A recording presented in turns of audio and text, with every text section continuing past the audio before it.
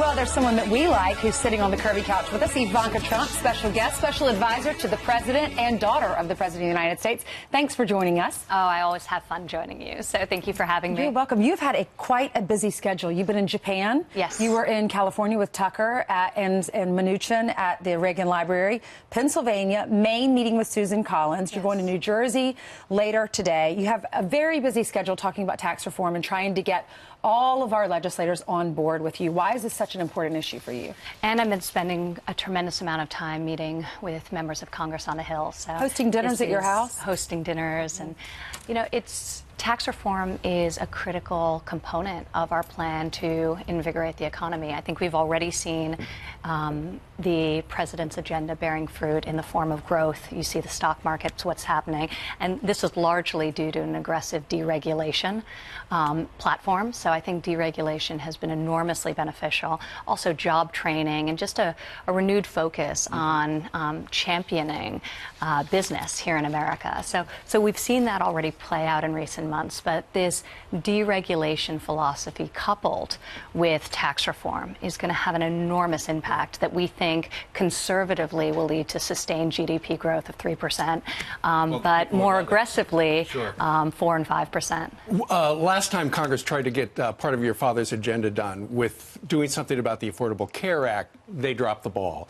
This time, do the Republicans seem to be on the same page? Is there unity within the Republican caucus that they want to get taxes done for sure this time and will? If you look at the framework, if you look at the outline and how the House and the Senate work together to establish principles with the president and executing on the president's vision, which is really twofold. How do we enable American businesses to be competitive in a global landscape and to truly thrive? And we're doing that through aggressive tax cuts for corporations and for small businesses. For small businesses, it's the lowest tax rate since 1931. So it's going to be an incredible boon to small businesses and to our larger employers as well.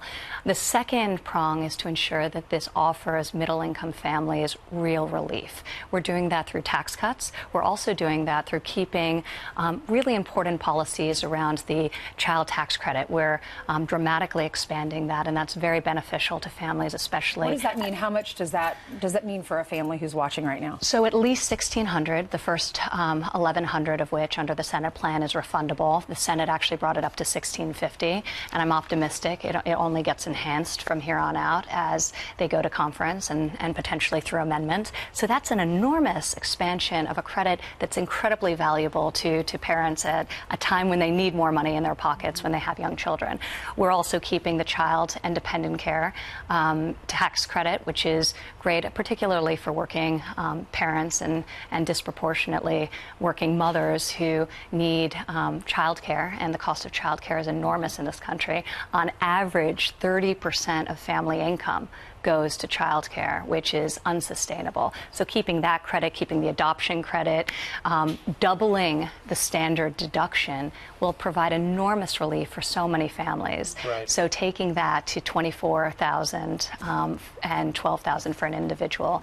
So the purpose of tax reform is to provide middle-income tax relief and to enable our businesses to grow and our economy to grow. And we think this is going to happen. Senator Murkowski, Senator Collins have been problems in the past, along with Senator John McCain. A different thing with health care. I noticed you visited Maine. Yeah. What are their objections? When they sit down with you, what are they telling you, and what do you bring back to the White House? Well, this is why I'm so optimistic, because when I was in Maine with Senator Collins, she couldn't have been more hospitable, more warm, and more excited about the opportunity to reform our tax code, to create simplification that really democratizes. They have a problem with the state, though. The state tax in the states that we live in, New York, New Jersey, as well as in California. You even have some Republicans upset by that. Do you feel there's some play there? Well, I think that House Ways and Means really solves that problem in a very collaborative way in allowing property taxes to be deducted. So I think in talking with Senator Collins, and, you know, the Senate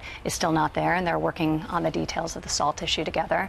But in talking with Senator Collins about this, she has the same objectives as the president does. So that is a good start.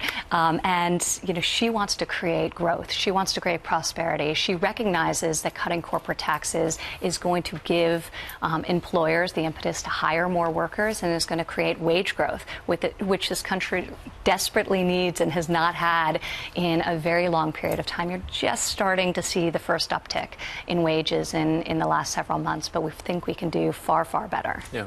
We understand that it sounds like on Wednesday your father's going to have an address from the White House where he talks about all the business deals and any sort of deals we might have with South Korea, yeah, Japan, and whatnot. That's coming up on Wednesday. You probably can't tell us any of that stuff. No. Okay. But it will be very interesting. So I suggest that you watch. It will be. And as Ainsley pointed out, you were in Japan, yes, with your father, early part of the trip. Have you been struck by the coverage, the media coverage, internationally as opposed to here? Because this morning we ran a picture from a New York Times photographer who, it looks like he selected that picture because it makes your dad look awkward. So I was in Japan actually prior to his visit.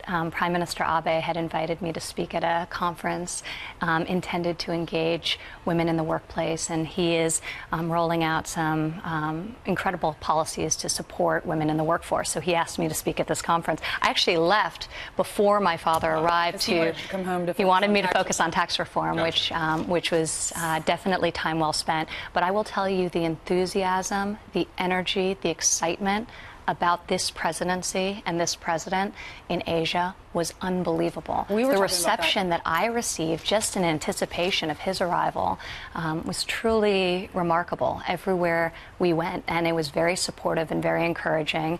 And I think we've continued to see that wherever the presidents travel. Tremendous respect for the office of the presidency, and real palpable excitement. So it's been a very, very successful trip for him. In China especially, he was the pomp and circumstances was unbelievable, and they say, well, they did a profile on the president, and they said they're playing to his ego.